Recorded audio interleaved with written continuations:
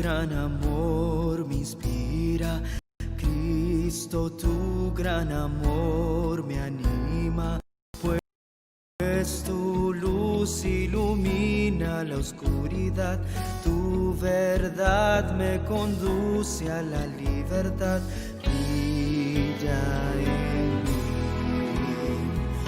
brilla en mí, brilla Jesús, danos hoy la luz que da tu gloria, pues tu calor trae paz y amor. Ven como el sol de justicia y misericordia, brilla Jesús, danos hoy tu luz.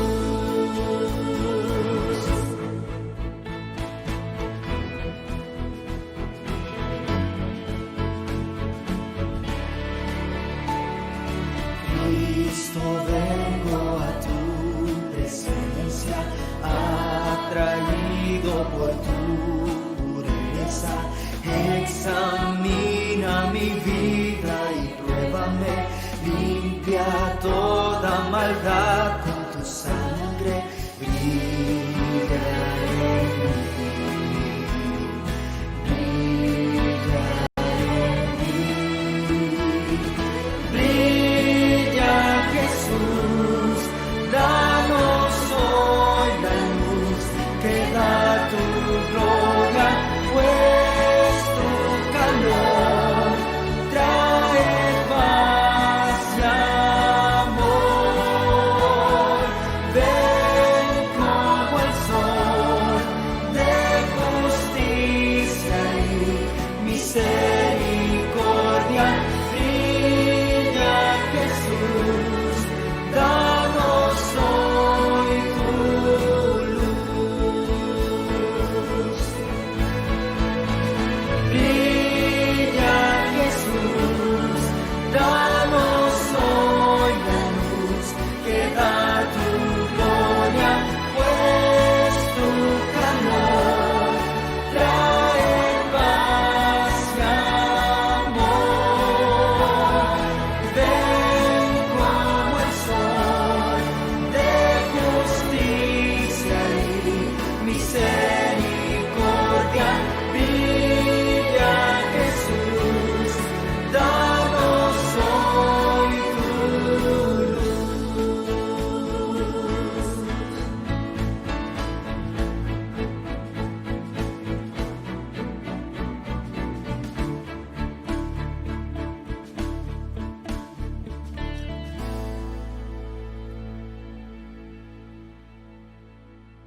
Desde el momento que abrimos los ojos para ver un nuevo día, tomamos decisiones.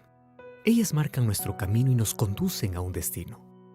Aprendí que mis elecciones pueden llevarme a la derrota o a la victoria. Pueden causarme dolor o darme valor. Ellas pueden quebrarme o restaurarme. Por eso uso mi libertad para tomar la mejor decisión y hacer mi mayor elección. Colocarme en las manos de Dios cada día y caminar con Él. Le busco en oración y en su palabra encuentro su dirección. Prefiero marcas en las rodillas que heridas en el corazón. Por eso, hoy elijo el camino que me lleva al más glorioso destino. Yo elijo a Jesús.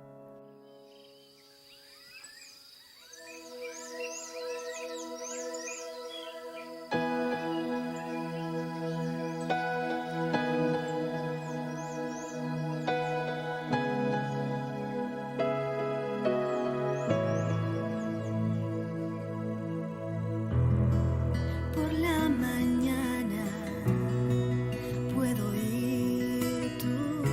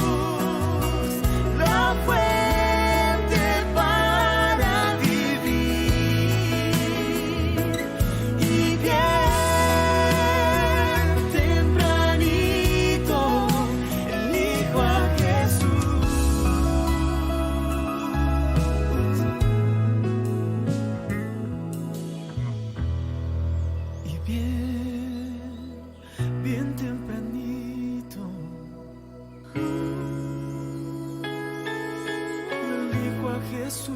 Elijo a Jesús. Solo tú,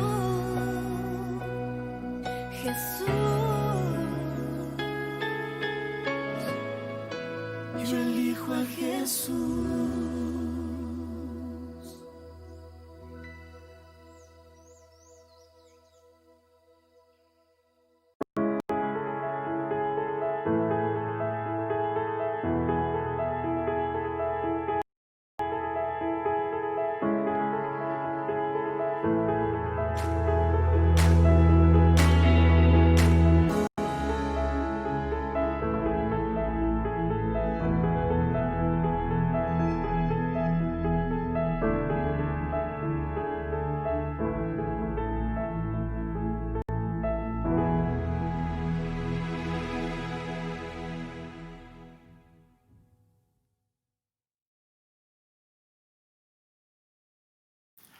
Hola, ¿qué tal? ¿Cómo están? Muy buen día. Bienvenidos a Lecciones que Transforman.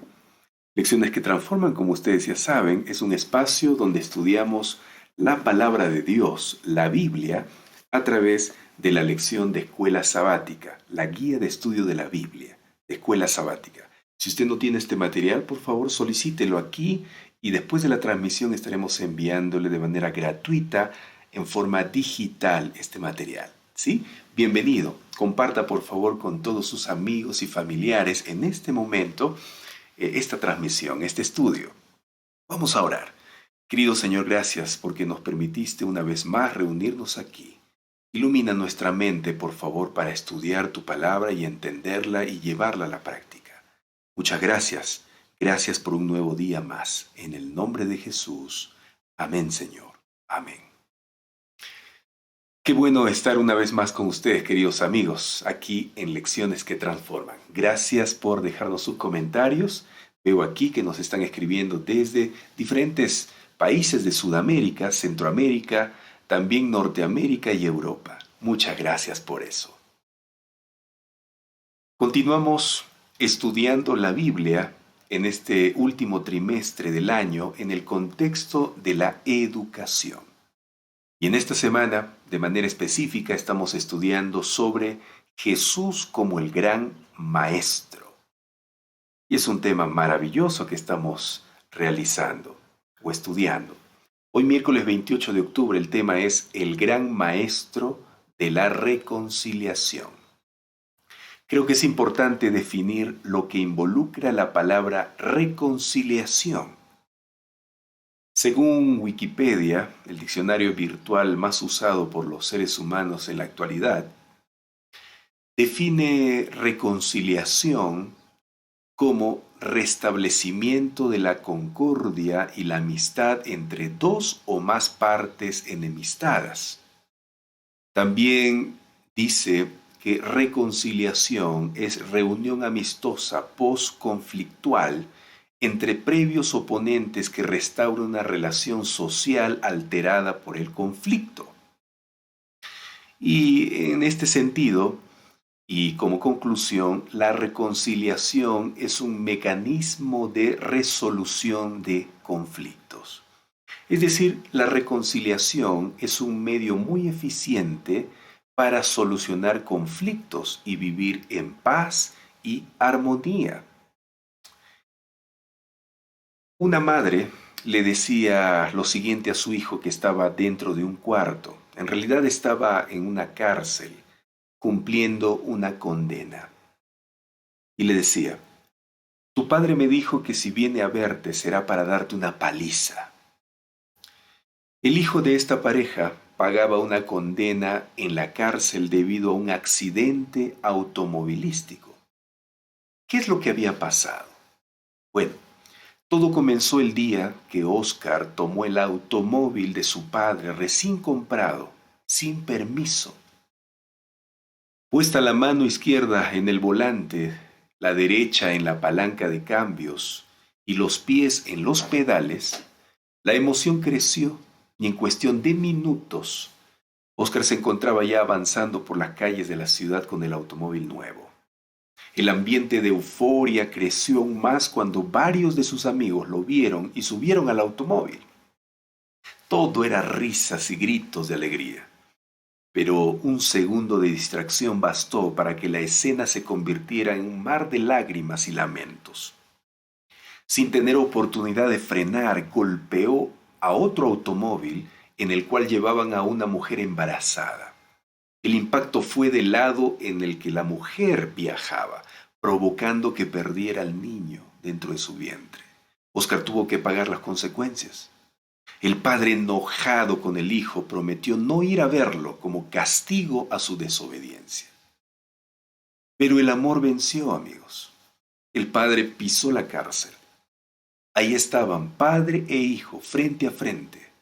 El muchacho, al ver que su padre avanzaba hacia él, intenta escapar. Da algunos pasos hacia atrás y se encuentra contra la pared, acorralado. Sus ojos evidencian que busca una manera de escapar.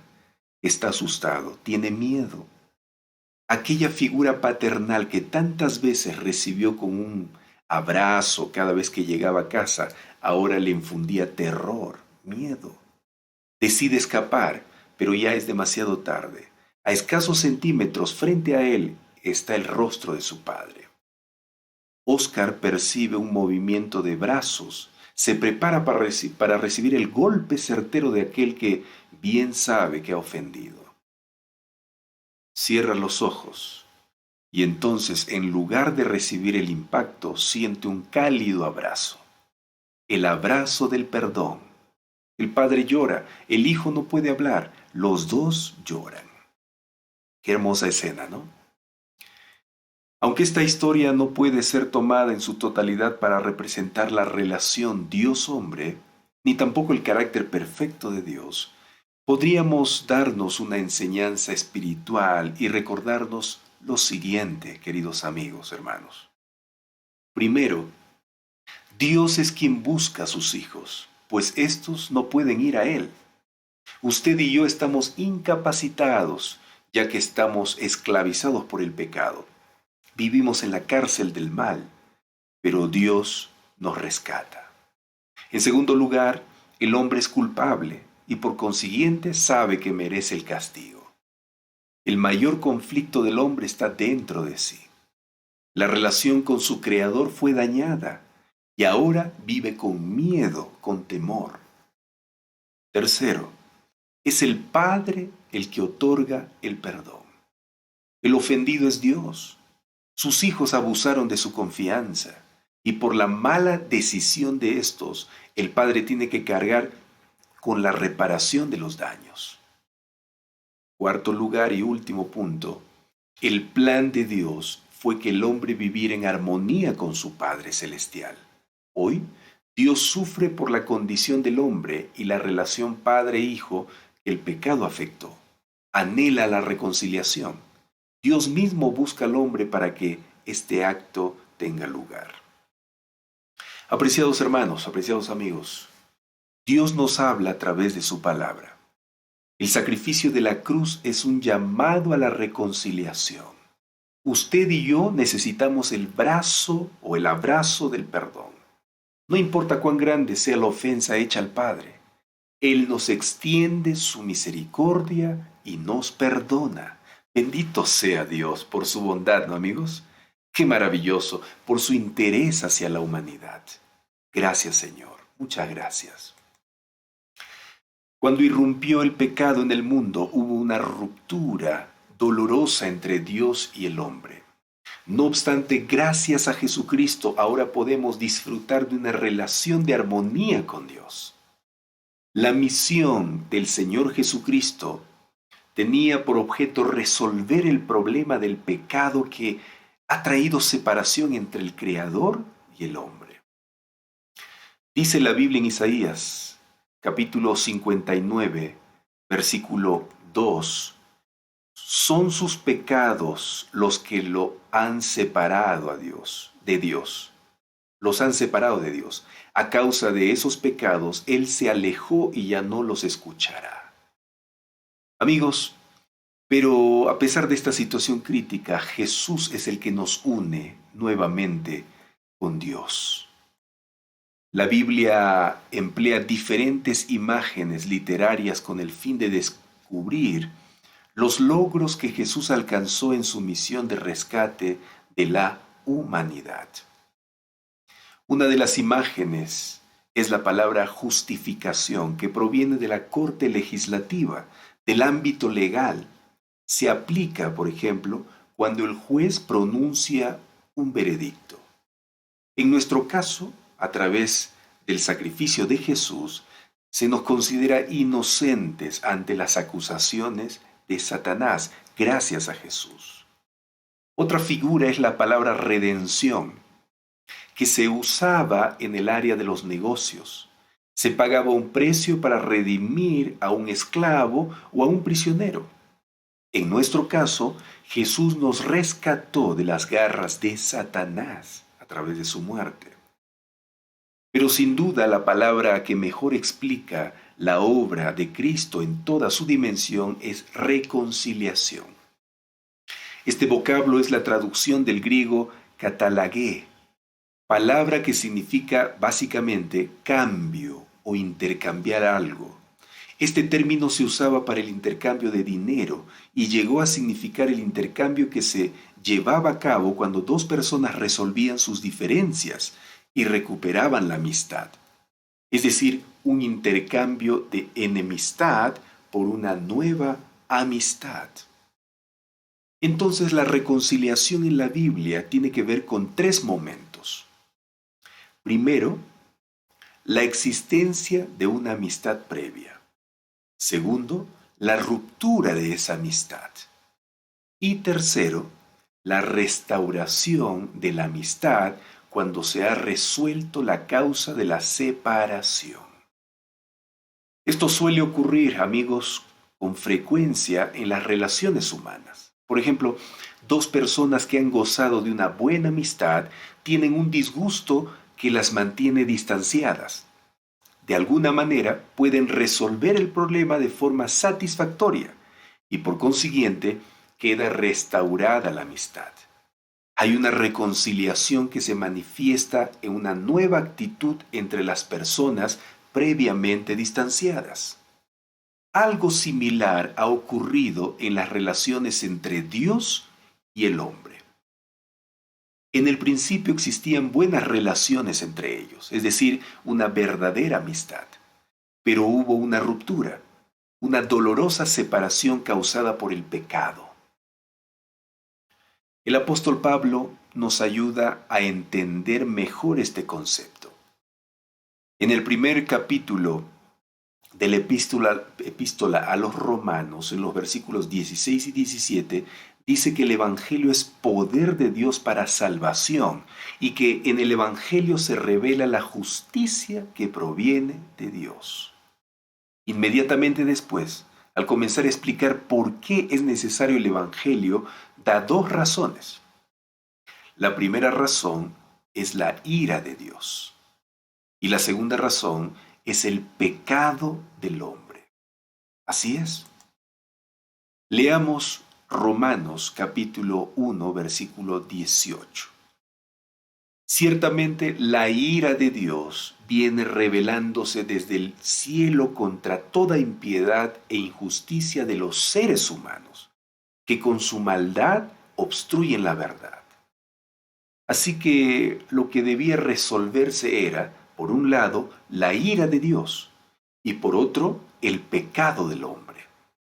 Amigos, los autores bíblicos no crearon un nuevo vocabulario con el fin de explicar la obra de Dios, sino que usaron palabras del vocabulario común y le dieron una orientación diferente para explicar lo que querían decir. La palabra ira, refiriéndose a la ira de Dios, se encuentra con mucha frecuencia tanto en el Antiguo Testamento como en el Nuevo Testamento, con algunas definiciones interesantes. Por ejemplo, en el Nuevo Testamento hay dos palabras que se traducen como ira o enojo. Una es orgé y la otra es tumos.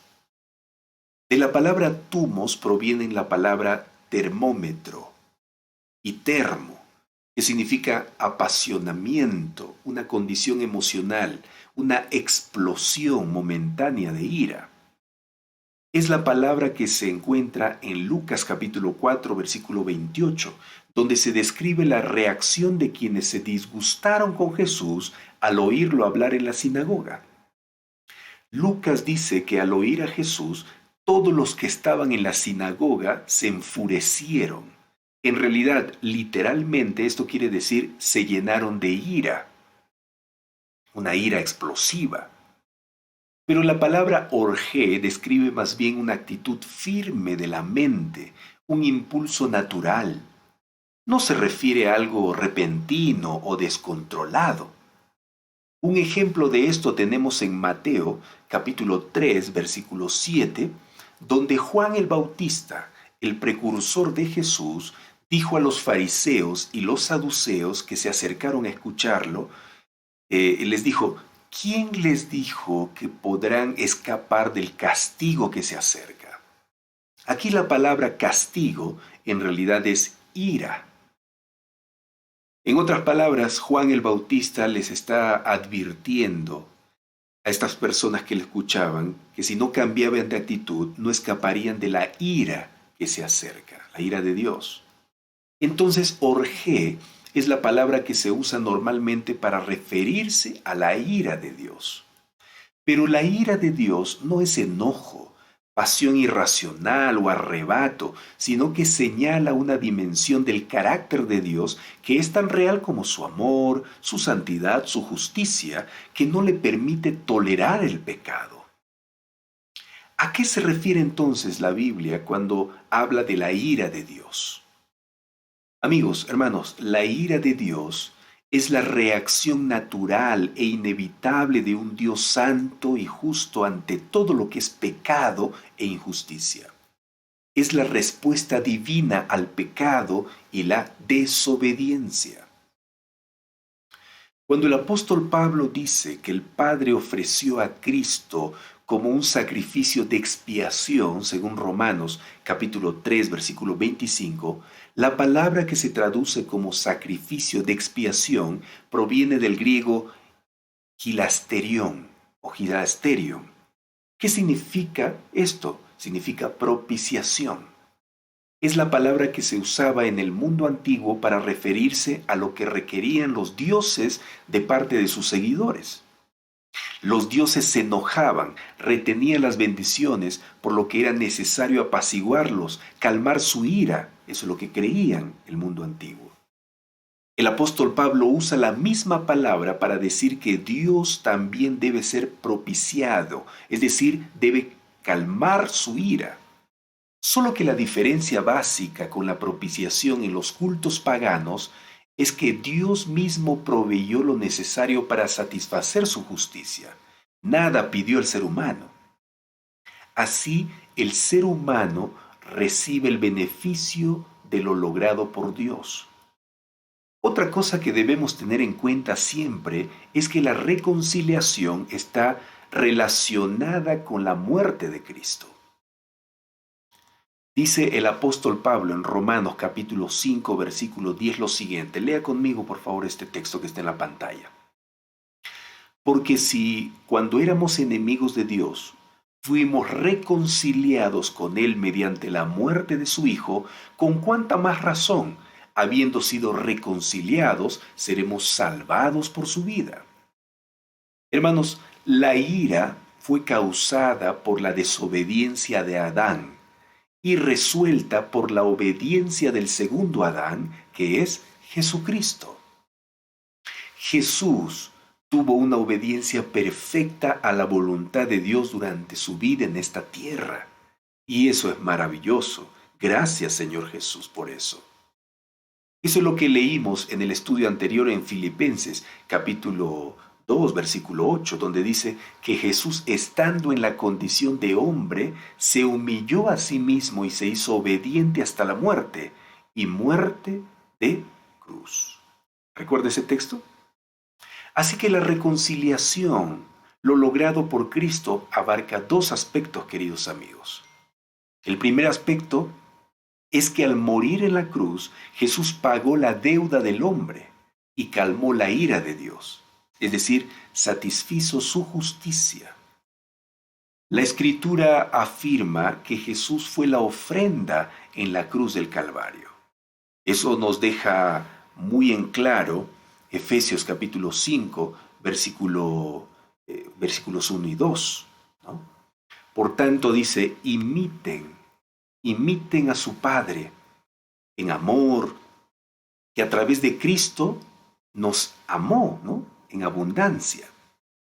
Ahora, Primera de Corintios capítulo 15, versículo 3, también nos dice, porque ante todo les transmití a ustedes lo que yo mismo recibí, que Cristo murió por nuestros pecados según las Escrituras. Apreciados hermanos, es por todo lo leído en estos versículos sobre lo que Jesús hizo para reconciliarnos con Dios, que podemos decir sin lugar a dudas que es por medio de la cruz que el hombre es atraído a Dios y Dios al hombre. En la cruz la justicia recibió satisfacción. De esta manera que ahora Dios es justo y a la vez el que justifica a los que tienen fe en Jesús, según Romanos capítulo 3, versículo 26. Queridos amigos, fue en la cruz donde se efectuó la reconciliación. El apóstol Pablo lo dice de la siguiente manera en 2 de Corintios capítulo 5, versículo 19. En Cristo, Dios estaba reconciliando al mundo consigo mismo, no tomándole en cuenta sus pecados y encargándonos a nosotros el mensaje de la reconciliación. En la cruz el mundo, la raza humana, fue reconciliada con Dios. Allí se firmó la verdadera paz, amigos. Bien podríamos decir que antes de la cruz la raza humana estaba legalmente condenada. Dios había prometido enviar un sustituto para resolver el problema, pero habían pasado varios milenios y la promesa no se había cumplido. Fue en la cruz, un viernes a las 3 de la tarde, donde se firmó la paz y la humanidad pasó otra vez al favor de Dios. A partir de ese momento, la raza humana quedó legalmente redimida, ya que fue efectuada la reconciliación. Sin embargo, es necesario recordar que existe también una dimensión claramente personal en la reconciliación. ¿Y a qué me refiero al decir esto? Lo que quiero decir es que el hecho de que la raza humana haya sido reconciliada no significa automáticamente una salvación universal, es decir, que todos serán salvos, como proponen algunos religiosos. Hay un ferviente llamado en la Escritura para que el hombre acepte la provisión divina. Fíjese lo que dice 2 de Corintios, capítulo 5, versículo 20. En nombre de Cristo les rogamos que se reconcilien con Dios. Mira, este es un llamado personal que hace Pablo. Hermanos, para que la reconciliación sea efectiva en lo personal, el hombre debe reconocer su necesidad y aceptar el llamado de la gracia de Dios. El apóstol Juan pone toda esta realidad en perspectiva cuando escribe en Juan 3:36 lo siguiente: el que cree en el Hijo tiene la vida, y el que no cree en el Hijo tiene la muerte. Y disculpen que no puse aquí el texto bíblico, no lo copié. Juan 3:36 dice eso. Por lo tanto, es importante que nosotros podamos tener al Hijo dentro de nuestra vida. Hermanos, si bien nunca podríamos igualar la magnitud grandiosa de la obra del gran Maestro como reconciliador, se nos invita a participar del ministerio de la reconciliación en nuestra propia vida, en nuestra propia esfera. Y la pregunta de hoy es: ¿de qué manera práctica podemos reflejar la función de Dios como reconciliador? Es decir, ¿en qué situación actual, si la hubiese, puedes ayudar a la gente a reconciliarse? Esa es la pregunta que nos hace la lección de escuela sabática hoy. ¿Podemos responderla? ¿Alguien puede escribir allí de qué manera práctica podemos reflejar la función de Dios como reconciliador? ¿Cómo podemos ayudar a otros a reconciliarse también? Escriba. Y mientras usted va respondiendo estas preguntas, permítanme ir dando mi opinión personal y algunas ideas que nos pueden ayudar a involucrarnos en el ministerio de reconciliación. Mucha atención con esto. Dentro del ministerio de reconciliación, definitivamente está el perdón, ¿no? Claro. Los expertos han demostrado a través de estudios correlacionales y experimentales que los que perdonan tienen mejor salud, paz y son más felices. Amigos, el perdón es el proceso de curar la herida producida por una ofensa grave, que significa un cambio de corazón hacia el agresor, a través del cual abandonamos las conductas de enojo o represalia, recuperando paulatinamente el amor y la confianza hacia el otro, que puede llegar a la reconciliación según el caso. Muchas evidencias se han descubierto que el perdón favorece la salud física y mental, las relaciones conyugales y sociales, contribuyendo así a una mejor calidad de vida. Hermanos, es por eso que es muy necesario ejercitar el perdón y la reconciliación. Y quiero proponerles 5 medidas concretas para poder aplicar conductas de perdón. Fíjense aquí. En primer lugar, aplique la empatía. Empatía es ponerse en lugar del otro. Y esto sirve para entender cómo se vive el problema desde el agresor. Trate de entender los pensamientos, sentimientos e intenciones de esa persona. Pregunte, ¿por qué actúa así? ¿Qué podría explicar su conducta? Muchas veces los agresores han sido agredidos cuando eran chicos y repiten conductas que han aprendido. En segundo lugar, escriba una carta de perdón a quien le haya hecho daño. No es necesario enviar esta carta al agresor. Esta práctica de escribir una carta es un ejercicio para librarse de su rabia, amargura y sentimientos de injusticia. Perdonar requiere mucho esfuerzo, motivación y fuerza de voluntad. Hay que practicarlo. Una carta puede ser un medio para ejercitar el perdón. En tercer lugar, deje de recordar la ofensa. Recordar constantemente el episodio ofensivo es revivirlo y volver a sufrirlo. Hay que dejar de elucubrar y frenar el pensamiento, porque puede convertirse en una obsesión, en un recuerdo obstinado. Concentre su pensamiento en cosas positivas, mire hacia adelante, no hacia el pasado. En cuarto lugar, actúe como si ya hubiera perdonado. A muchos le ayudan pensar que el asunto ya fue superado y dan vuelta a la página, aunque el agresor no se haya arrepentido ni pedido perdón. Una vez le preguntaron a Nelson Mandela cómo pudo perdonar a sus carceleros y dijo, cuando atravesé la puerta me di cuenta de que si continuaba odiando a aquellas personas, seguía en la cárcel. Interesante, ¿no? En quinto lugar, pida la ayuda de Dios para perdonar. Jesucristo enseñó a orar diciendo, Señor, perdona nuestros pecados, porque también nosotros perdonamos a todos los que nos deben o nos ofenden. Cuando todas las estrategias fracasen, pedir la ayuda de Dios para perdonar puede ser el único recurso, amigos, que funcione. Por lo tanto, aquí están 5 consejos para que nos reconciliemos. 5 consejos para lograr perdonar a los que nos ofendieron y recuperar nuevamente esa relación que se perdió por causa de la ofensa o de las cosas malas o pecados que hayan cometido contra nosotros.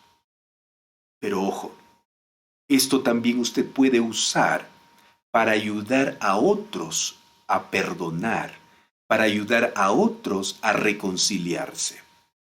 Tal vez usted conozca a un familiar, tal vez usted conozca a un amigo, tal vez conozca a personas que están peleadas o están separadas por algún problema.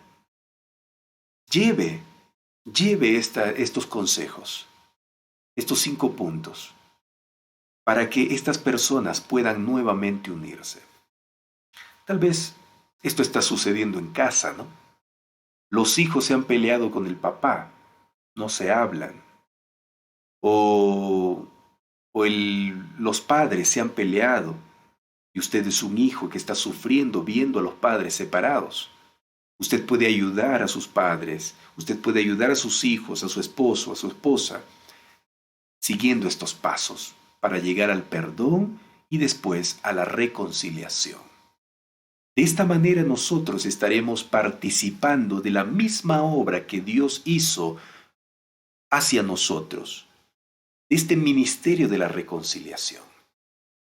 Y yo creo, amigos, hermanos, que el mundo está cansado de odiar, el mundo está cansado de mostrar enojo e ira. Y nosotros necesitamos, como hijos de Dios, como los que han recibido el perdón de parte de Él, a través de la muerte y el sacrificio de Jesucristo, y nos ha unido nuevamente, nos ha reconciliado nuevamente con Él, nosotros deberíamos practicar este ministerio de la reconciliación. Amigos, nosotros no podemos, como hijos de Dios, guardar rencor en nuestro corazón por alguien. Yo sé que es complicado, ¿no? Y es complicado porque muchas veces he experimentado eso. Vienen los recuerdos de lo que nos hicieron. Y es complicado sin Dios y sin esfuerzo dejar de pensar en esas cosas negativas. Y por eso es lo que aquí uno de los puntos que hemos mencionado es que debemos actuar como si ya hubiéramos perdonado. Es decir, concentrarnos en las cosas positivas de la vida. No solo de lo que la persona que nos ofendió podría mostrarnos. Cosas positivas. Como por ejemplo que es un ser humano con errores, que por su naturaleza humana y pecaminosa va a ofender y es por eso que me ofendió. Pero yo también en algún momento ofendo y tal vez ofenderé a otras personas. Por lo tanto, yo no soy perfecto.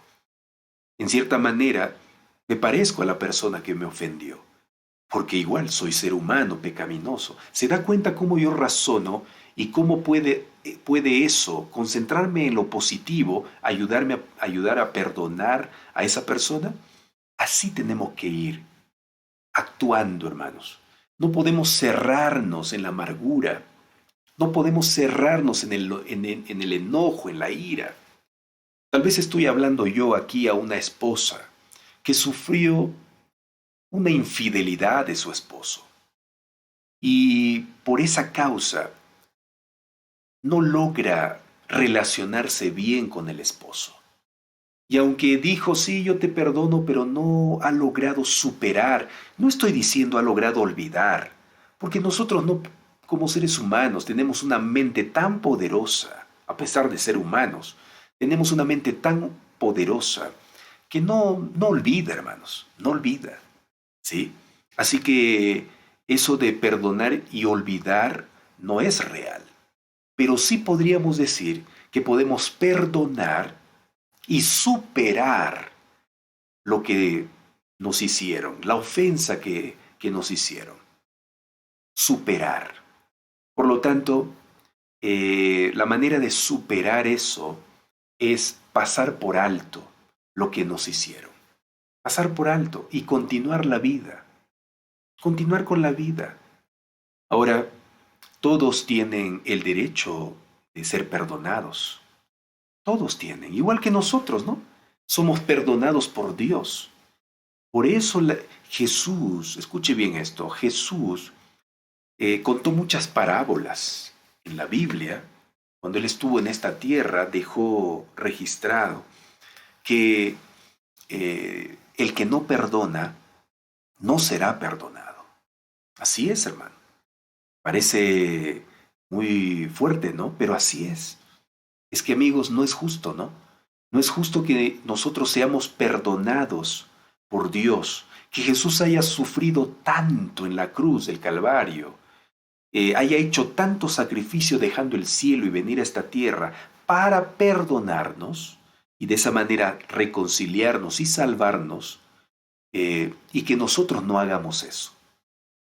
Una de las parábolas que en algunas ocasiones hemos contado y hemos hablado de eso es acerca de ese siervo, ¿no? Que fue perdonado por el rey, por su señor, una deuda impagable. Impagable, iba a estar de por vida en la cárcel. Y su familia iba a sufrir las consecuencias también, porque los hijos iban a ser vendidos como esclavos para poder ir amortiguando la deuda. Pero el rey le perdonó y le dijo, está bien, no me vas a poder pagar, así que te perdono. Y cuando este hombre salió a la calle y se fue a su casa, o quién sabe a dónde, encontró a uno de sus compatriotas que le debía casi nada comparando a lo que él había debido al rey. Y este hombre ingrato empezó a forzarlo para que le pague esa miseria que le debía. Y el hombre, lógicamente, era un hombre pobre y no podía todavía pagarle, pero le prometía que le iba a pagar. Pero él no, quería que le pague en ese momento. Amigos, así es nuestra vida cuando nosotros no perdonamos a nuestros semejantes. Nos asemejamos a esa parábola, a ese siervo malo, desagradecido, ¿no? Inconsecuente. Nosotros no podemos actuar de esa manera. No importa qué nos hayan hecho. Yo sé que en teoría suena lindo, bonito y fácil, ¿no? En teoría suena fácil. Pero amigos, esto no debe quedar en teoría en nuestra vida. Porque el Señor Jesús no solo nos dejó ejemplo en palabras, sino también en acto.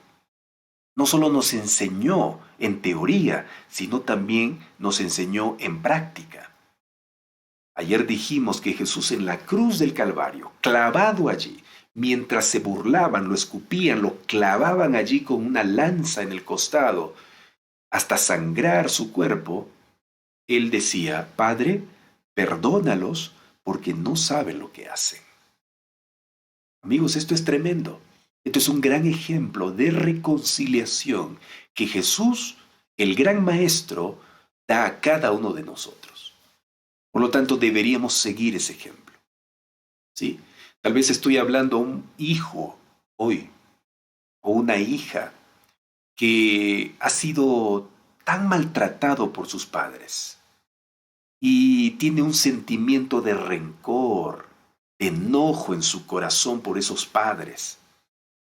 Sin embargo, yo quiero decirle que a pesar de sea lo que sea su padre, cómo le haya tratado, yo quiero decirle que ese es su padre, es su madre, y hay que respetarlos, hay que quererlos, hay que amarlos, ¿sí? Hay que honrarlos a pesar de eso, porque recuerde que ellos son seres humanos que trataron de hacer en lo posible lo bueno, todo lo bueno para usted. Yo sé que cometieron muchos errores. Igual, escuche bien esto, igual que usted, igual que yo, que somos padres ahora y cometemos muchos errores. Estoy muy seguro que si preguntamos a nuestros hijos o alguien pregunta a nuestros hijos, ¿qué te parece tus padres? ¿Qué te parece la crianza de tus padres?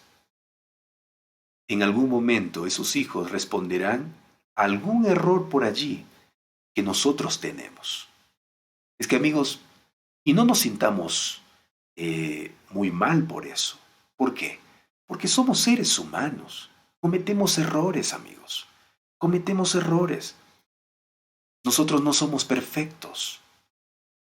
Pero por eso, como hijos, no podemos despreciar a nuestros padres. Por eso no podemos abandonar a nuestros padres. Sea como sea, son nuestros padres. Dios usó a ellos para que nos dé vida, para que existiésemos en este mundo. Y así podríamos nosotros seguir mostrando muchos ejemplos de cosas traumatizantes que pasamos en esta tierra, amigos, que nos han separado entre nosotros. Sí, nos han separado, problemas, dificultades que nos han separado entre nosotros, entre padres, entre hijos, entre hermanos, entre familia, entre amigos. Sí, yo creo que es hora de practicar lo que hemos estudiado hoy día. Porque hermanos, si solamente nos quedamos diciendo amén, amén y no llevamos a la práctica lo que estudiamos, entonces no tiene mucho sentido el estudio. ¿De qué sirve que empleemos 40, 50 minutos estudiando la Biblia y después lo dejemos a un lado porque no nos conviene, porque no nos gusta, porque no nos parece? No, amigos. Recuerden el estudio anterior, en este caso el estudio de ayer. La humildad de Jesucristo. El que se humilla será enaltecido. El que sigue la voluntad de Dios recibirá muchas bendiciones, aunque no nos guste, amigos. Y no nos va a gustar, ¿sabe por qué? Porque muchas de las cosas que el Padre, que Jesús, que la Biblia nos enseña están contra nuestra naturaleza. ¿Y cuál es nuestra naturaleza? Es la naturaleza pecaminosa. Sí, amigos. Por eso no nos gusta seguir los consejos del Señor. Por eso queremos hacer nuestra voluntad. Y no podemos, en el caso de la reconciliación, del tema de hoy, y del perdón, que están unidos con la reconciliación, en este caso no podemos dejar a un lado los consejos del Señor. No podemos. Recordemos eso, hermanos. Por eso Pablo decía, hermanos, ustedes practiquen la reconciliación.